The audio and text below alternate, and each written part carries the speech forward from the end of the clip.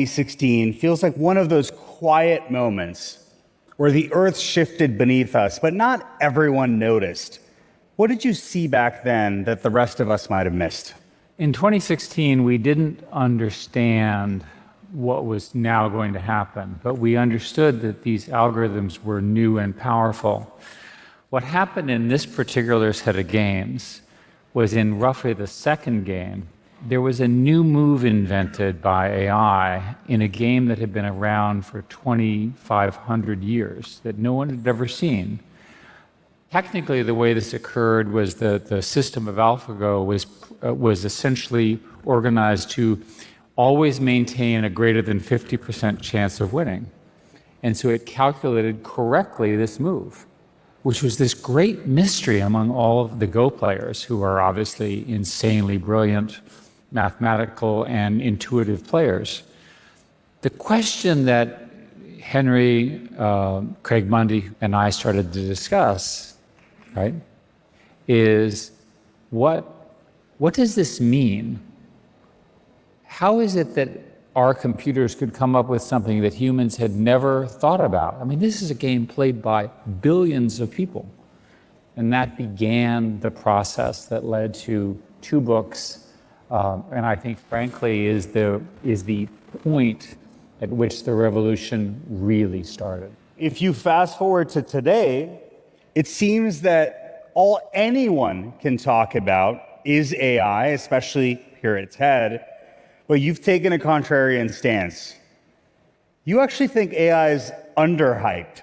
Why is that? And I'll tell you why. Most of you think of AI as, I'll just use the general term as ChatGPT. For most of you, ChatGPT was the moment where you said, oh my God, this thing writes, and it makes mistakes, but it's so brilliantly verbal. Right, that was certainly my reaction. Most people that I knew did that. It was visceral, yeah. This was 2 years ago. Since then, the gains in what is called reinforcement learning, which is what AlphaGo helped invent and so forth, allow us to do planning. And a good example is look at OpenAI O3 or DeepSeek R1, and you can see how it goes forward and back, forward and back, forward and back. It's extraordinary.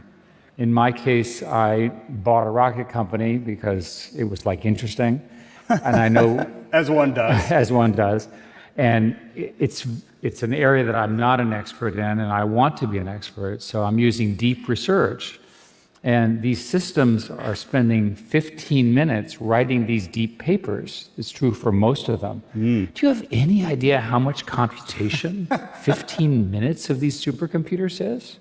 It's extraordinary. So you're seeing the arrival, the shift from language to language. Then you had language to sequence, which is how biology is done. Now you're doing essentially planning and strategy. The eventual state of this is the computers running all business processes, right? So you have an agent to do this, an agent to do this, an agent to do this, an agent to do this, and you concatenate them together, and they speak language among each other. They typically speak English language. I mean, speaking of just the sheer compute requirements of these systems, let's talk about scale briefly. You know, I kind of think of these AI systems as hungry hippos. They seemingly soak up all the data and compute that we throw at them. They've already digested all the tokens on the public internet, and it seems we can't build data centers fast enough. What do you think the real limits are, and how do we get ahead of them before they start throttling AI progress? So there's a real limit in energy. I'll give you an example. There's one calculation, and I testified on this week in Congress, that we need another 90 gigawatts of power in America. My answer, by the way, is think Canada, right? Nice people full of hydroelectric power, but that's apparently not the political mood right now. Sorry. So 90 gigawatts is 90 nuclear power plants in America. Not happening. We're building 0, right? How are we going to get all that power? This is a major national issue. You can use the Arab world, which is busy building 5 to 10 gigawatts of data centers. India is considering a 10 gigawatt data center. To understand how big gigawatts are is think cities per data center. That's how much power these things need. And the people look at it and they say, well, there's lots of algorithmic improvements and you will need less power. There's an old rule, I'm old enough to remember, right? Grove giveth, Gates taketh away, okay? The hardware just gets faster and faster. The physicists are amazing. Just incredible what they've been able to do. And us software people, we just use it and use it and use it. And when you look at planning, at least in today's algorithms, it's back and forth and try this and just watch it yourself. There are estimates, and you know this from Andreessen Horowitz reports, it's been well studied, that there's an increase in at least a factor of 100, maybe a factor of 1,000 in computation required just to do the kind of planning. The technology goes from essentially deep learning to reinforcement learning to something called test time compute, where not only are you doing planning, but you're also learning while you're doing planning. That is the, if you will, the zenith or what have you of computation needs. That's problem number one, electricity and hardware. Problem number two is we ran out of data, so we have to start generating it, but we can easily do that because that's one of the functions. And then the third question that I don't understand is what's the limit of knowledge? I'll give you an example. Let's imagine we are collectively all of the computers in the world, and we're all thinking. And we're all thinking based on knowledge that exists that was previously invented. How do we invent something completely new? So Einstein.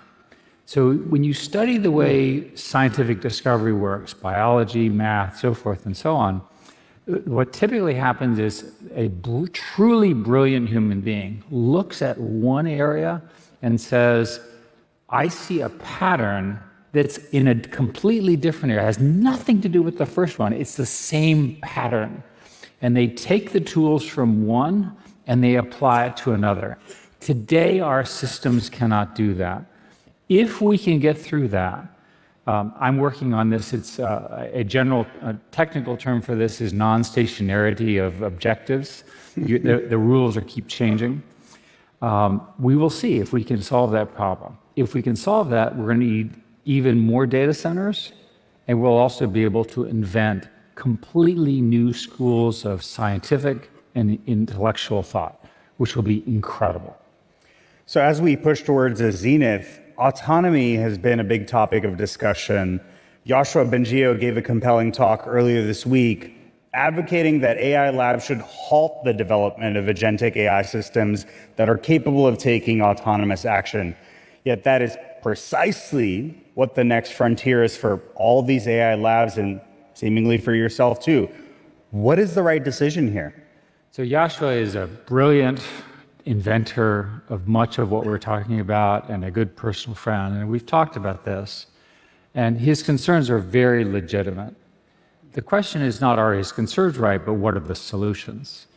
So let's think about agents. So for purposes of argument, everyone in the audience is an agent. You have an input that's English or whatever language, and you have an output that's English, and you have memory, which is true of all humans. Now, we're all busy working, and all of a sudden, one of you decides it's much more efficient not to use human language, but we'll invent our own computer language. Uh-oh. Now, you and I are sitting here watching all of this, and we're saying, like, what do we do now? The correct answer is unplug you, right? Because we're not going to know, we're just not going to know what you're up to. And you might actually be doing something really bad or really amazing. We want to be able to watch. So we need provenance, something you and I have talked about, but we also need to be able to observe it. To me, that's a core requirement. There's a set of criteria that the industry believes are points where you want to metaphorically unplug it. One is where you get recursive self-improvement, which you can't control. Recursive self-improvement is where the computer is off learning and you don't know what it's learning. That can obviously lead to bad outcomes. Another one would be direct access to weapons. Another one would be that the computer systems decide to exfiltrate themselves, to reproduce themselves without our permission. So there's a set of such things.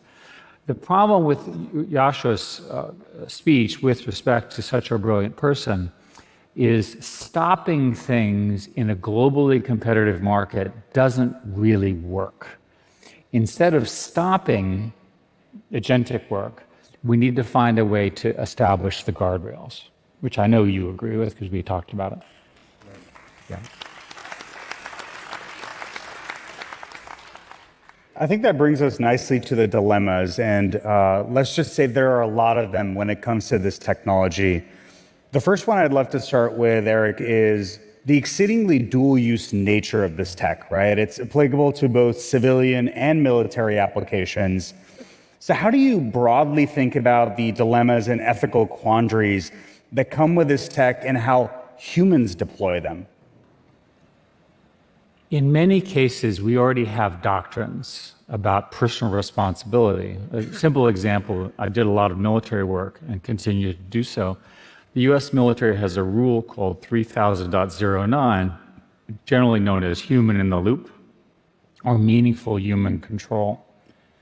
You don't want systems that are not under our control. It's like it's a line we can't cross. I think that's correct.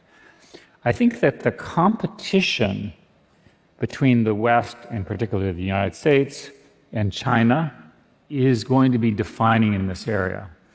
And I'll give you some examples. First, the current government has now put in essentially reciprocating 145% tariffs. That has huge implications for the supply chain. We in our industry depend on packaging and components from China that are boring, if you will, but incredibly important. The little packaging and the little glue things and so forth that are part of the computers. If China were to deny access to them, that would be a big deal. We are trying to deny them access to the most advanced chips, which they're super annoyed about. Dr. Kissinger asked Craig and I to do track 2 dialogues with the Chinese, and we're in conversations with them. What's the number one issue they raise? This issue. Indeed, if you look at DeepSeek, which is really impressive, they managed to find algorithms that got around the problems by making them more efficient. Right. Because China is doing everything open source, open weights, we immediately got the benefit of their invention and have adopted it into US things. So we're in a situation now, which I think is quite tenuous, where the US is largely driving, for many, many good reasons, largely closed models, largely under very good control. China is likely to be the leader in open source unless something changes, and open source leads to very rapid proliferation around the world. This proliferation is dangerous at the cyber level and the bio level, but let me give you why it's also dangerous in a more significant way, in a nuclear threat way. Dr. Kissinger, who we all worked with very closely, was one of the architects of mutual assured destruction, deterrence, and so forth. And what's happening now is you've got a situation where, I'll use an example. It's easier if I explain. You're the good guy, and I'm the bad guy, okay? You're 6 months ahead of me, and we're both on the same path for superintelligence, and you're going to get there. Right, and I'm sure you're going to get there. You know, you're that close. And I'm 6 months behind. Pretty good, right? Sounds pretty good. No, these are network effect businesses. And in network effect businesses, it is the slope of your improvement that determines everything. So I use OpenAI or Gemini. They have 1,000 programmers. They're in the process of creating 1 million AI software programmers. What does that do? First, you don't have to feed them except electricity, so that's good. And they don't quit and things like that. Second, the slope is like this. Well, as we get closer to superintelligence, The slope goes like this. If you get there first, you dastardly person, You're never going to be able to catch me. I will not be able to catch you. And I've given you the tools to reinvent the world and, in particular, destroy me. That's how my brain, Mr. Evil, is going to think. So what am I going to do? Sabotage. The first thing I'm going to do is try to steal all your code. And you've prevented that because you're good. And you were good. So you're still good at Google. Second, that I'm going to infiltrate you with humans. Well, you've got good protections against that. You know, we don't have spies. So what do? I'm going to go in and I'm going to change your model. I'm going to modify it. I'm going to actually screw you up to get me so I'm one day ahead of you. And you're so good, I can't do that. What's my next choice? Bomb your data center. Wow. Now, do you think I'm insane? These conversations are occurring around nuclear opponents today in our world. There are legitimate people saying the only solution to this problem is preemption. Now, I just told you that you, Mr. Good, are about to have the keys to control the entire world, both in terms of economic dominance, innovation, surveillance, whatever it is that you care about. I have to prevent that.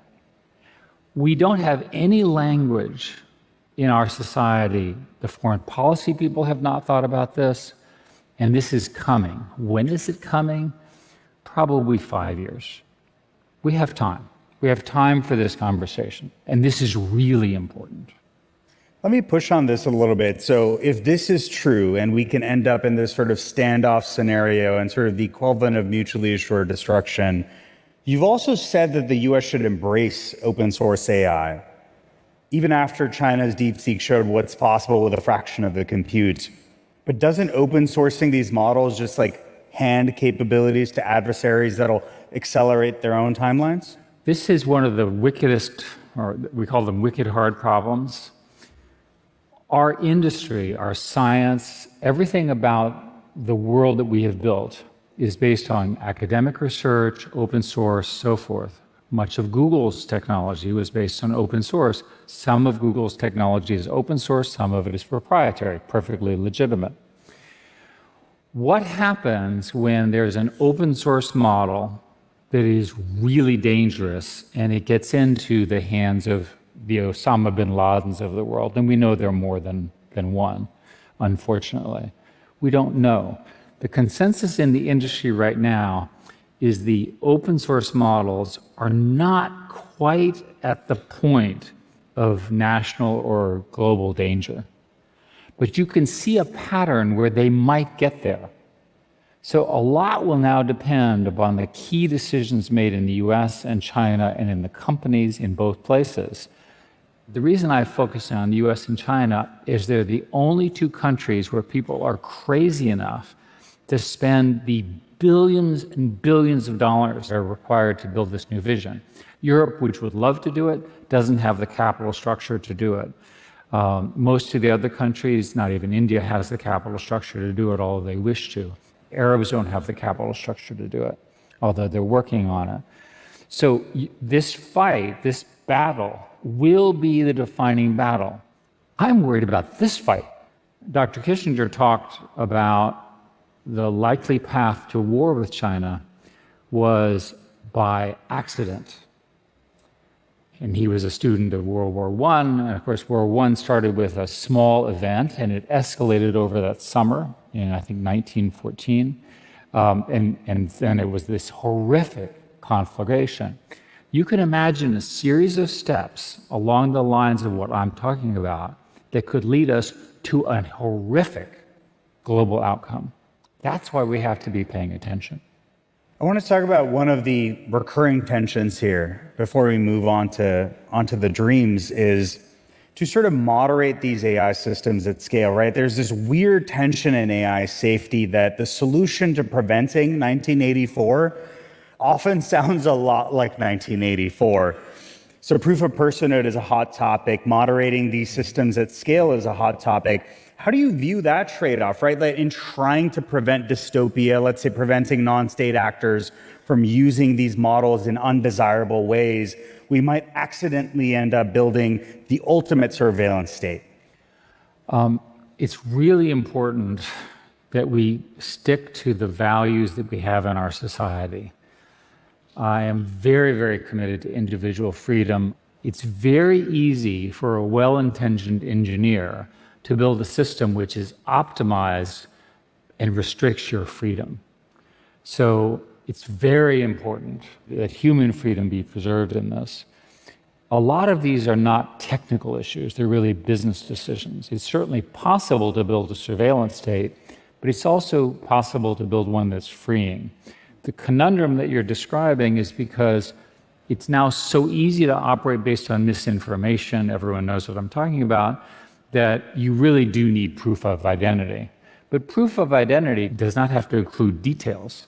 So for example, you could have a cryptographic proof that you are a human being, and it could actually be true without anything else, and also not be able to link it to others using various cryptographic techniques. So zero knowledge proofs and other techniques like that. Zero knowledge proofs are the most obvious one. All right, let's change gears, shall we, to dreams.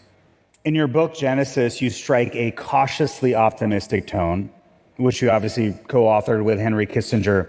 When you look ahead to the future, what should we all be excited about? Well, I'm of the age where some of my friends are getting really dread diseases. Can we fix that now? Can we just eliminate all of those? Why can't we just take these and right now eradicate all of these diseases? That's a pretty good goal. I'm aware of one nonprofit that's trying to identify in the next 2 years all human druggable targets and release it to the scientists. If you know the druggable targets, then the drug industry can begin to work on things. I have another company I'm associated with which has figured out a way, allegedly, it was a startup, to reduce the cost of stage 3 trials by an order of magnitude. As you know, those are the things that ultimately drive the cost structure of drugs. That's an example. I'd like to know where dark energy is, and I'd like to find it. I'm sure that there is an enormous amount of physics in dark energy, dark matter. And think about the revolution in material science. Infinitely more powerful transportation, infinitely more powerful science, and so forth. I'll give you another example. Why do we not have every human being on the planet have their own tutor in their own language to help them learn something new, starting with kindergarten? It's obvious.